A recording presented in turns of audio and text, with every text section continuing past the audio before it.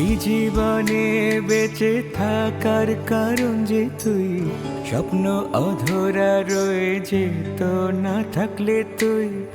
এই জীবনে বেঁচে থাকার কারণ যে তুই, স্বপ্ন অধরা রয়ে যেত না থাকলে তুই।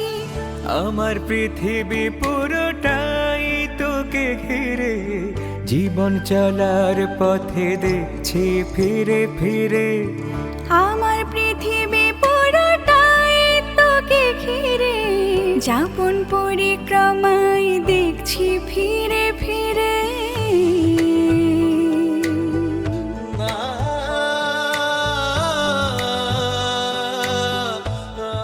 তুমি কিন্তু আসবাই আসবা, হলুদে আসবা, মেহেন্দিতে আসবা, তারপরে আরো নানা ধরনের অনুষ্ঠান হয় না বিয়ের আগে, সেই অনুষ্ঠান কিন্তু তুমি আসবা মা। আর বিয়েতে তো অবশ্যই আসবা। এবার আমার সাথে কি হলো? আমি মেনে নিতে পারতেছি না। আমি পরীক্ষা দিতে পারলাম না, আমার কত ভালো প্রিপারেশন ছিল। একবার বলেই দেখবি, ম্যাম তো তোকে অনেক পছন্দ করে, তোর এক্সাম ঠিকই নিত ম্যাম। কলেজটা না কারোর বাপের না, যে আলাদাভাবে পরীক্ষা দিত। বড়দা, আপনার মেয়ে তো দেখি বৌদির মতো হয়েছে। তা ঠিক বলেছিস, আবার এই মেয়েটাই তো এই সংসারটাকে আগলে রেখেছে। নন্দ কাকু, আপনার মালার কথা মনে আছে? হ্যাঁ মনে আছে তো, ওরে তো অনেক ছোট দেখছি। ওই ডাকো। এখন কিন্তু সে আর ছোট নেই, সে এখন অনেক বড় হয়ে শহরের কলেজে লেখাপড়া করছে, স্কলারশিপ পেয়েছে, ওখানেই হোস্টেলে থাকে।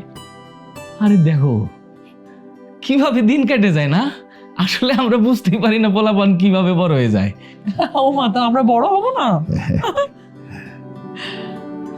তাই তো, কিন্তু তোমরা তো আমার কাছে ছোটই ছিলা। আমি বড়দা। আচ্ছা বড়দা, শিউলি, আমি আজকে আসি। উঠি মানে? না না না না, আপনার এসব কথা শোনা হবে না। আপনি এখন চুপচাপ বাবার সাথে বসে গল্প করবেন, আমার রান্না বান্না হলে বাবার সাথে বসে খেয়ে তারপর যাবেন। তার আগে আমি আপনাকে কোথাও যেতে দিচ্ছি না। আর জানো বাবা, নন্দ কাকু কি শুরু করেছে? সে অ্যাম্বুলেন্সের ভাড়ার টাকাটা পর্যন্ত নিতে চাচ্ছে না। আরে সিসি, তুমি খালি আমার লজ্জা দিতেছো। শোনো, এই বাড়িতে কত দিন কত রাত যে কাটছে, কত যে খাইছি তার কোনো হিসাব নাই।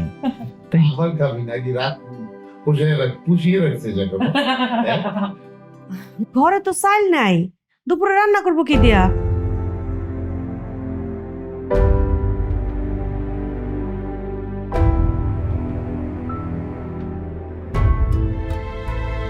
শিউলি, বড়দা, আমি আজকে আসি। হ্যাঁ,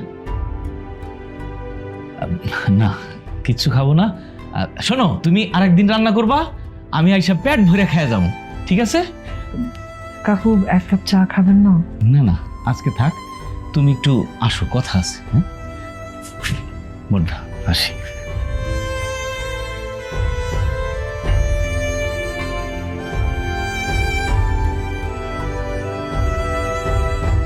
তোমার মাথায় বুদ্ধি শুদ্ধি কবে হবে? হ্যাঁ, তুমি কি মানে বুঝলাম না, তুমি কেন নন্দ কাকার সামনে থাপ করে এই কথাটা বলতে গেলে? চাল নাই এই কথাটা তুমি আমাকে ডেকে নিয়েও বলতে পারতে, তোমার এখনই কেন এই কথাটা বলা লাগলো? উনি কি ভাবলো আমাদেরকে? আমি ভুল কি বললাম? চাল নাই তাই তো বললাম। তারা খাওয়াই তুলে তো চাল কিনতে হইব নাকি? কিছু বলাও যায় না তোমাকে। এই কথাটা তুমি তো আমাকে ডেকে নিয়ে গিয়েও বলতে পারতে। এই মানুষটা কি ভাবলো সে এতদিন পর আমাদের বাড়িতে এসে? কি যে করো না তোমরা।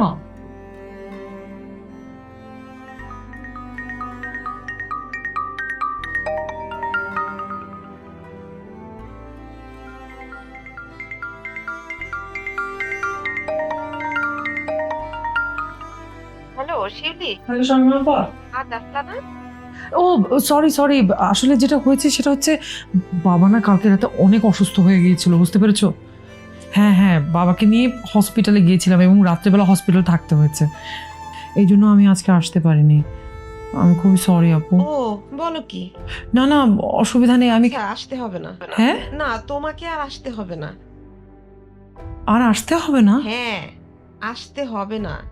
শোনো, নিশিকে আমরা আর প্রাইভেট পড়াবো না। কেন? কেন আপু, আর কেন আসতে হবে না? আমি তো নিশিকে... তুমি কিছু মনে করো না বোন। না না না, ঠিক আছে, না কিছু মনে করিনি, কেন মনে করব? কিন্তু আপু, তুমি যদি কথাটা আমাকে কয়েকদিন আগে জানাতে আমার জন্য খুব ভালো হতো। ঠিক আছে, রাখছি।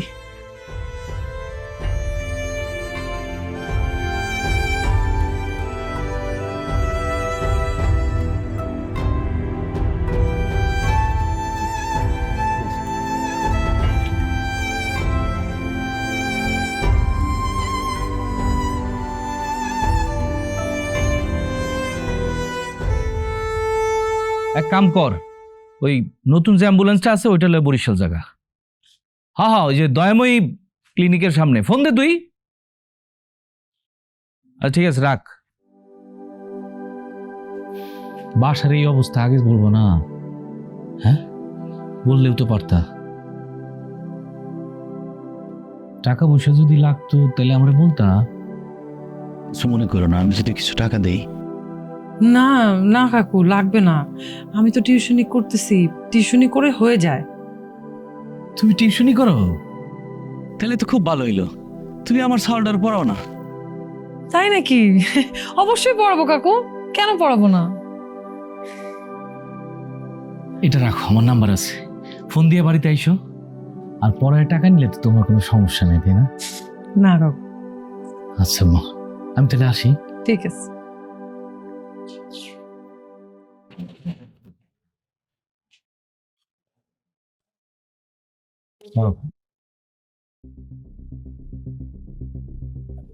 শিউলি, চাচা নাকি স্ট্রোক করছে শুনলাম। আপনাকে কে বললো? আমাকে আমাকে জানাও নেই কেন? আপনি তো জেনেই আসছেন নাকি?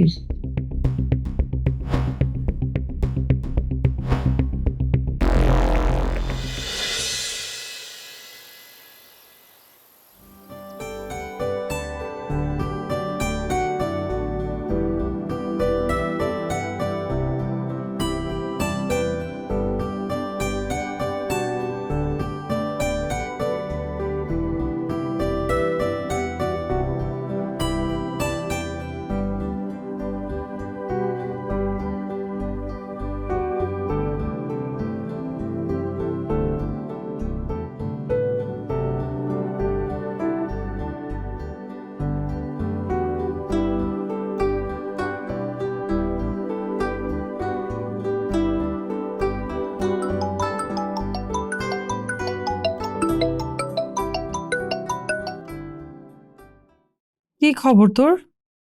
দি, তুই না খুবই খারাপ। বাবা অসুস্থ, একটা দিন তুই হসপিটালেও ছিলি, অথচ আমাকে কেন জানাস নাই? আসলে হয়েছে কি ছোট, ওই সময় না আমার মাথায় কিচ্ছু কাজ করছিল না, কিভাবে কি করব কিচ্ছু বুঝতে পারছিলাম না রে। কি থেকে কি হয়ে গেল? এটা কোনো কথা হলো? তুই বাবাকে বাসায় এনেছিস, সেটাও আমাকে জানাস নাই। আরে আমি না জানালে কি, আমি তো বাবার সঙ্গে ছিলাম, ফুপু তো নিশ্চয়ই তোকে জানিয়েছে। দি, ফুপুর বলা আর তোর বলা কি এক হলো? তাহলে কেন রাগ করছিস? বাবা হঠাৎ করে একটু উত্তেজিত হয়ে গিয়েছিল, ডাক্তার বলল মাইল্ড স্ট্রোক, একটা রাত রেখে পরের দিন ছেড়ে দিয়েছে, বাসায় নিয়ে এসেছি। আর বলিস না, স্বামী মা আপা কেন যে মাসের মাঝখানে এমনটা করলো। ছোট প্লিজ, এটা নিয়ে আমি তোর সঙ্গে কোনো কথা বলতে চাই না।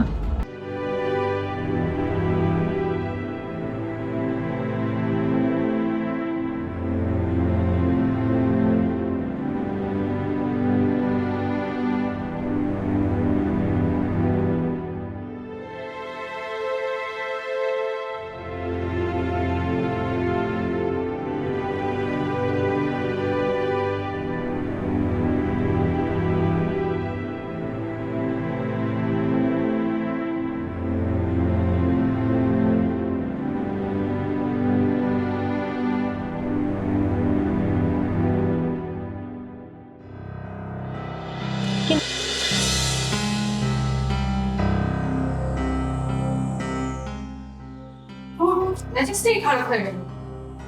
কি হয়েছে মিনা? আই মালা দেখ না, দেখ, এবার নবীন বর্ণের সব বাজিটি বন্ধ করে দিয়েছে আপাতত। কি বলিস? মানে মানে ম্যাডাম না বলো ওই দিন যে ম্যাডামের কথায় কি সব হয়? বলে কোনো লাভই নেই। আশ্চর্য, তাহলে পারফর্ম করবো কিভাবে? করবে, যে যার নিজের টাকায় যদি করতে চায় করবে। তাহলে এখন কেউ যদি নিজের টাকা না করে সেক্ষেত্রে? ওহো, তো কি হয়েছে? বাজেট না দিলে কোনো প্রবলেম আছে? আমরা আমাদের টাকা দিয়ে করবো, তাই না? তোমাদের টাকা নিয়ে তোমরা থাকো, কিন্তু আমরা এখন টাকা থেকে পাবো? তোমরা চাইলে আমি ম্যানেজ করতে পারি, কিন্তু আমার একটা শর্ত আছে। সেটা হচ্ছে বাজেটের সব খরচ আমার মতে হবে, যেখানে যা লাগবে আমি দেবো। রাহা, তোমার কোনো টাকার আমাদের প্রয়োজন নেই। আসছে বাবার টাকা ফটোমুটি করতে। মালা শোন, সবাই প্রস্তুতি নেওয়া শুরু করেছে। এখন তোর জেদের জন্য সবাই কিন্তু রাহার পক্ষে চলে যাবে। আমার দরকার নেই নবীন বরণের। আচ্ছা, যারা যারা পারফর্ম করবে তারা তারা তাদের নাম লিখে আমাকে জমা দিও। হ্যাঁ, আমরা রাজি। Good, very good. কিন্তু আমার তো আরেকটা শর্ত আছে। মালা আমাকে চর মেরেছে, মালাকে আমার কাছে সরি বলতে হবে। বলবে তো, ও সরি বলতেই চেয়েছিল। অসম্ভব। ও সবার সামনে আমাকে সরি বলতে বলেছে, দ্যাট মিন্স ও সবার সামনে আমাকে ছোট করতে চেয়েছে। তুই সরি না বললে কাল সকালে আরেকটা নোটিশ আসবে। কি আসবে? এই কলেজে বৃত্তিপ্রাপ্ত সকল ছাত্রীদের বৃত্তি বাতিল। বাহ, খুব ভালো বলছিস তো।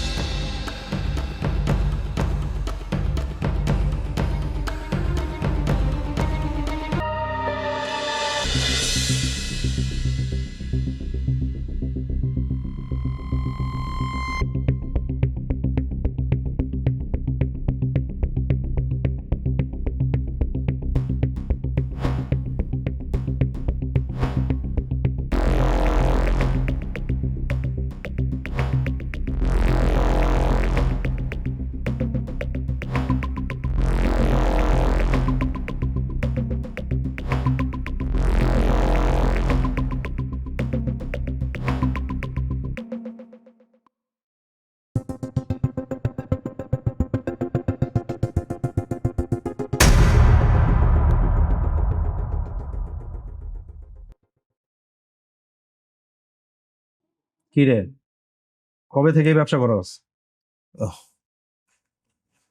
স্যার, এটা আপনি কি করলেন? আমি এগুলোর মধ্যে তো নাই। আমি এখানে মাঝে মাঝে দুপুরবেলা আহি, একটু হাত মুখ দিয়ে রেস্ট নেওয়ার জায়গায়। এখানে যারা থাকে তাদের জিজ্ঞেস করেন, আমি জানি না কারা থাকে এখানে? মফিজুল আর সিরাজ ওরা দুজন থাকে এখানে। ওরা তো তোরই লোক। আমার লোক হইলেও আমি এই ব্যাপারে আসলে কিছু জানি না। ঠিক আছে, ওরাই ব্যবসা করে, ওরা তোর লোক, তুইও করে আনছস, তাহলে এটা কি প্রমাণিত হইল? তুইও ব্যবসা করস? না স্যার, এটা প্রমাণিত হইল না। মনে করেন আপনারা এখানে 3-4 জন আছেন, আপনার প্রেমিকা আছে, এর প্রেমিকা আছে, এর আছে, আমি আপনাকে লোক।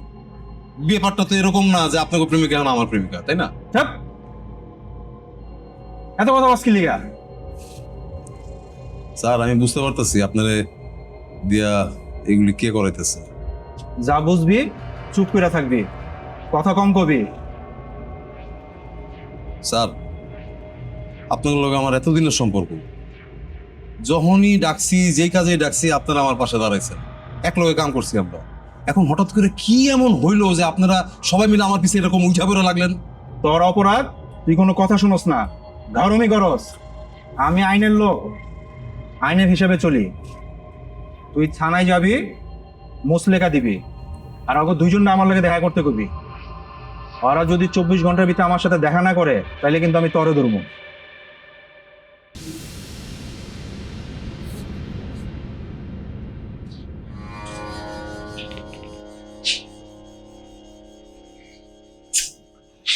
মালা, আমার সত্যি কিন্তু নচ্চর হবে, মাছগুলোকে চাইতে। রাহা, আমার অপমানের বদলা তুমি প্রত্যেকটা মেয়ের সাথে কেন নিচ্ছ? সেটা জবাব তুমি তোমাকে দিব না। তুমি আমাকে চর মারছো সবার সাথে, আর মা উঠে বা সবার সাথে। ভালো, সরি বলে ফেললাম, কেমন হবে? তুই নিজেই তো সেদিন সরি বলতে চাইলি। দেখ, আমি সেদিন এক্সাম দিতে পারিনি।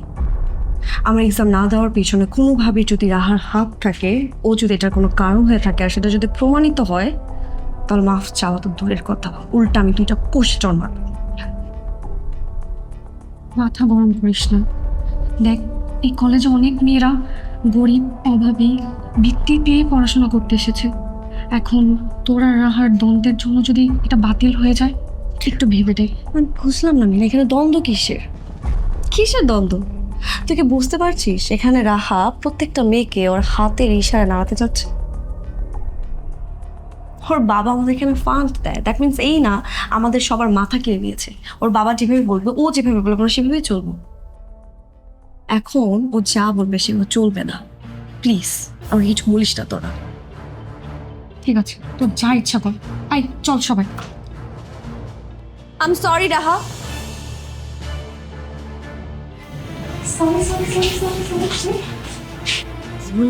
বললাম সরি।